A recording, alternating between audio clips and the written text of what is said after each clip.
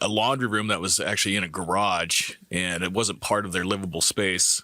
So right now we're actually enclosing that laundry room. We knocked down a couple of masonry walls and enclosing it, making it part of their livable space now.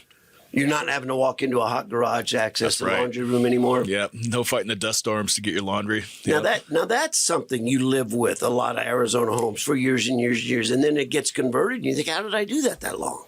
I know. I think back when my grandmother used a wringer washing tub and hung everything out on a clothesline, and the tub drained from a hose bib out to the yard. So, I mean... To the mulberry trees we were talking about earlier. Right. Where they parked the covered wagon and shaded the horses. Right. I mean, so we didn't have laundry rooms. And I remember as a child growing up and having to go out to a storage room or the carport to access a washer and dryer. But we were happy to have the washer and dryer because we didn't have to go hang up clothes in the backyard. That's right. But now, today, incorporating that into part of the livable square footage is a real value to the house and makes the lifestyle of the family so much easier.